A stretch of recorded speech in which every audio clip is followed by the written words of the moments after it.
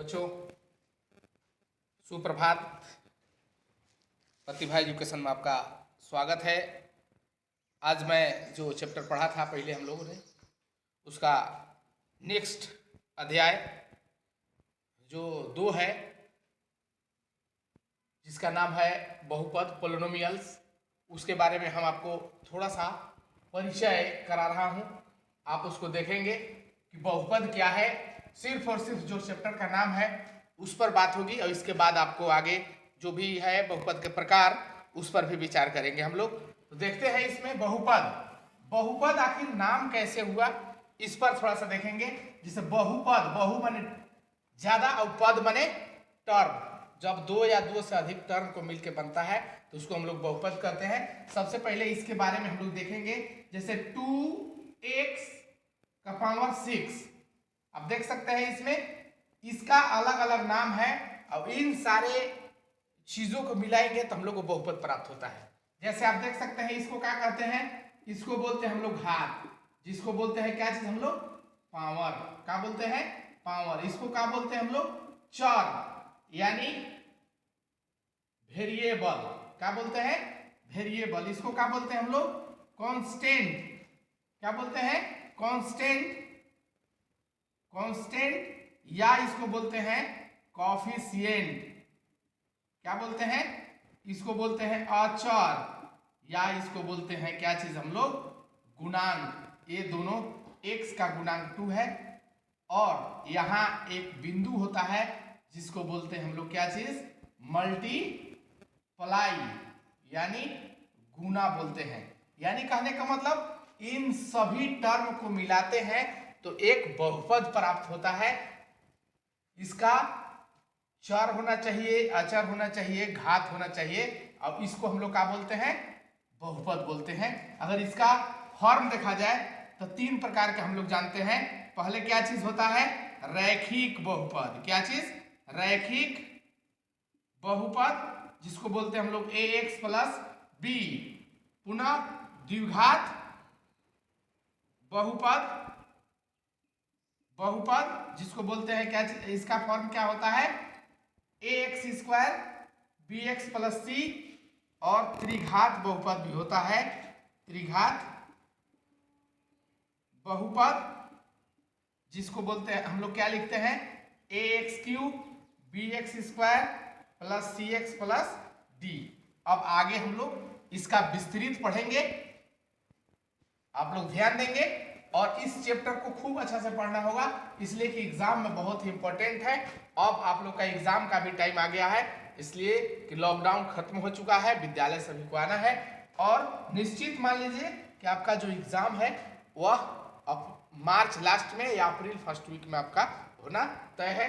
अब आगे इसका हम लोग देखेंगे जो एक्सरसाइज का क्वेश्चन है। उससे पहले देखेंगे रैखिक समीकरण, द्विघात समीकरण, रैखिक बहुपद, द्विघात बहुपद और त्रिघात बहुपद।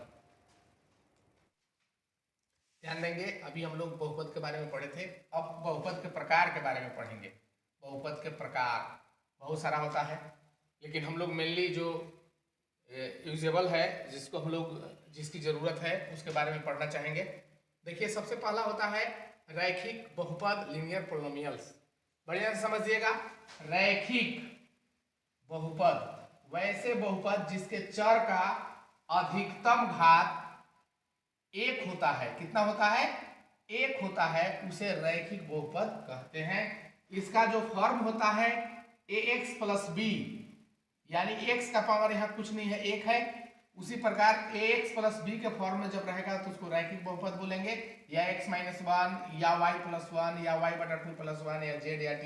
इस सब का पावर कितना है बाबू 1 है, इसलिए इसको क्या बोलेंगे हम लोग रैखिक बहुपद बोलेंगे।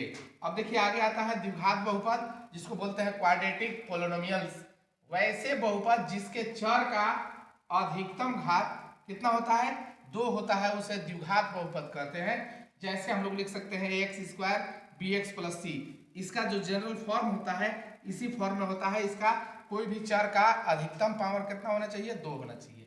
जब 2 है तो हम लोग बोलेंगे द्विघात बहुपद, या इस रूप में या इसको या इसको इसको इसको सबको क्या बोलेंगे हम लोग द्विघात बहुपद जिसका अधिकतम घात कितना होना चाहिए 2 होना चाहिए उसको द्विघात बहुपद। और त्रिघात में देखेंगे क्या चीज, क्यूबिक पोलिनोमियल्स, वैसे बहुपद जिसके चर का अधिकतम घात कितना होता है, 3 होता है। अधिकतम घात कितना होता है, 3 होता है, उसे त्रिघात बहुपद कहते हैं। जैसे x square plus b x square, x cube plus b x square plus c x plus d, या x cube plus 4x square plus 4x plus 3, या टी क्यूब प्लस 1 या वाई क्यूब प्लस 1। जब हम लोग अधिकतम घात देखेंगे 3 रहेगा तो त्रिघात, जिसका अधिकतम घात 2 रहेगा द्विघात, और जिसका 1 रहेगा उसको क्या बोलेंगे, रैखिक बोलेंगे। अब हम लोग देखेंगे इसमें शून्यक, क्या देखेंगे, शून्यक देखेंगे। थोड़ा देखते हैं इसमें आगे इसमें। अब हम लोग आते हैं 2.1 में प्रश्नावली। अब इसमें देखेंगे फर्स्ट में है कि सबसे पहले शून्यक समझेंगे कि शून्यक किसको कहते हैं, शून्यक की संख्या क्या होती है। देख इसमें यही है कि जब कोई रैखिक समीकरण y बराबर px का ग्राफ x अक्ष को, याद रखिएगा, x अक्ष को जितना बार काटती है या उसे छूता है, छूता माने उसमें टच करता है, उसकी संख्या को शून्यक की संख्या कहते हैं। आप देख सकते हैं इसमें कि आपके पास प्रश्नवाली जो है 2.1 का सभी क्वेश्चन को मैं ड्रॉ कर दिया हूं। आप इसमें शून्यक की संख्या आपको बताना है। तो सबसे पहले क्लियर करना है कि आपका x अक्ष कौन है और y अक्ष कौन है। तो देख सकते हैं कि जो लाइन पड़ी रहती है उसको x अक्ष कहते हैं। क्या किसको कहते हैं, जो लाइन पड़ी रहती है, और जो लाइन खड़ी रहती है उसको क्या कहते हैं, y अक्ष कहते हैं। तो इसमें क्लियर होना चाहिए। ये देखिए x है और ये देखिए y है। तो ई x लाइन में ई ग्राफ खींचा गया है, इसमें ई ग्राफ है, इसमें ई ग्राफ है, इसमें ई है, इसमें ई है, सब में ग्राफ दिया हुआ है। तो इसमें आप देख सकते हैं कि x अक्ष में ई लाइन कहीं टच नहीं कर रहा है, इसलिए इसकी शून्यक की संख्या कितना होगा, शून्यक की संख्या कितना होगा, 0 है। कै गो है, 0, इसलिए इसमें टच नहीं किया है। तब अब आते हैं अगला में। देखिए आपके पास ग्राफ है, ई y अक्ष है, ई x अक्ष है। हमको सिर्फ x से मतलब है, y से मतलब नहीं है। इसमें शून्यक की संख्या कितना होगा, शून्यक की संख्या आप देख सकते हैं, एक बार टच किया है, 2 बार टच किया है, 3 बार और 4 बार, यानी इसका कितना होगा, 4 है। दिक्कत नहीं होना चाहिए। अब देखिए इसमें शून्यक की संख्या कितना होगा, शून्यक की संख्या कितना होगा इसमें, बाबू इसमें कितना शून्यक की संख्या होगा। अब देख सकते हैं सिर्फ हमको इस लाइन से मतलब है, खड़ा लाइन से मतलब नहीं है।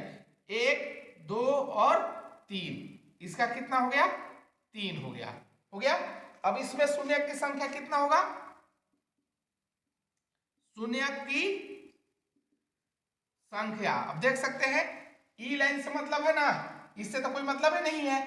तो आप देख सकते हैं कि इसमें कहां कहां टच किया, यहाँ टच किया है, यानी इसके कितना हो गया, 2। अब इसमें आप लोग बता सकते हैं इसमें कौन होगा, देखिए 1, 2, 3 और 4, इसमें हो गया शून्यक की संख्या कितना,